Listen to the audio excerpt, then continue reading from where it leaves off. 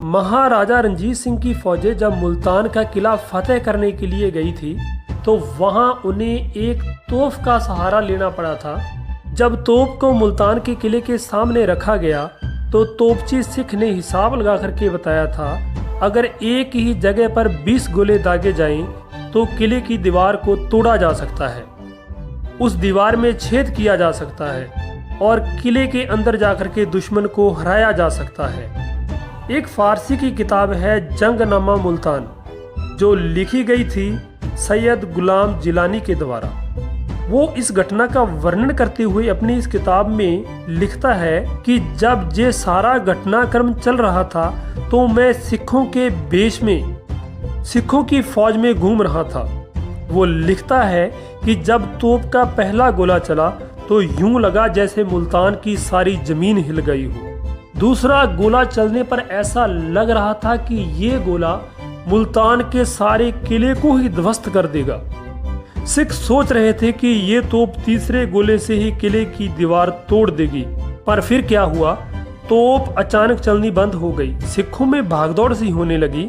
सैयद गुलाम जिलानी लिखता है कि मैं भी सिख वेश में था तो मैंने किसी सिख से जाकर के पूछा कि खालसा जी क्या बात हो गई है। उस सिख ने बताया कि तोप पर बहुत ही आशा थी, पर उस तोप का एक तरफ का पहिया टूट गया है। युद्ध के मैदान में उस समय किसी मिस्त्री को बुला करके लाना और उस तोप की मरम्मत करवाना संभव नहीं था। और उधर दूसरी ओर किले के अंदर से मुजफ्फर खान की तोपें लगातार सिखों पर हमला कर रही थी।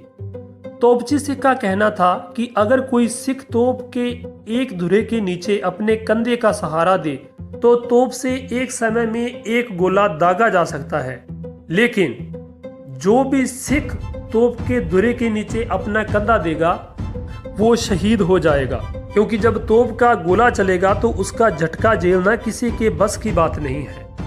अगर हम बात करें तो बंदूक की गोली में कुछ ग्राम बारूद पड़ता है और जब वो गोली चलती है तो उसका भी काफी झटका लगता है। अब जिस तोप में एक समय में 21 किलो बारूद डाला जाता था उसका कितना बड़ा झटका लगता होगा। जिलानी आगे लिखता है कि मैं बड़ा खुश था। मैंने सोचा कि अब जो सिख भागदौड़ कर रहे हैं, एक दूसरे को खींच रहे हैं, शायद इनमें से कोई भी सिख तोप के धुरे के नीचे अपना कंधा देने के लिए तैयार नहीं होगा। लेकिन आगे जिलानी लिखता है कि जब मैं पास गया तो वहां नजारा ही कुछ और था। सिख एक दूसरे को पकड़ के खींच रहे थे। कोई कह रहा था पहले कंधा मैं दूंगा, कोई कह रहा था पहले कंधा मैं दूंगा। वो एक दूसरे को पकड़ पकड़ के पीछे की ओर खींच रहे थे। पहले मैं जाऊंगा, पहले मैं जाऊंगा, ऐसी आवाजें चारों ओर से आ रही थी। आगे जिलानी लिखता है कि इतने में पीछे से एक आवाज आई और वो आवाज थी सिखों के जथेदार की, सेना के लीडर की। उसका कहना था, आपका जथेदार कौन है, आपका लीडर कौन है, आप सब पीछे हट जाएं, तोप के धुरे को सबसे पहले कंधा मैं दूंगा। तो सबसे पहले तोप के धुरे को कंधा सिखों के जथेदार ने लगाया। तोपची सिख ने बारूद को आग लगाई, गोला चला, जथेदार शहीद हो गया। जिलानी आगे लिखता है कि 17 गोले चले और मैंने 17 सिखों के शरीर हवा में उड़ते हुए देखे जिन्होंने तोप के धुरे को कंधा लगाया था। किले की दीवार में छेद हो गया। अकाली फूला सिंह और सिख फौज किले में दाखिल हुई और जाकर के किले पर अधिकार कर लिया। तो ऐसे थे वो शूरवीर योद्धे जो अपने देश कौम के लिए अपने जीवन का बलिदान करने के लिए हमेशा तैयार बर तैयार रहते थे। धन्यवाद।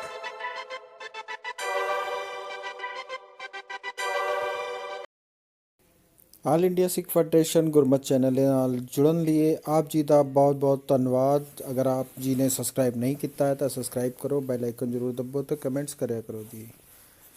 ਵਾਹਿਗੁਰੂ ਜੀ ਕਾ ਖਾਲਸਾ, ਵਾਹਿਗੁਰੂ ਜੀ ਕੀ ਫਤਿਹ।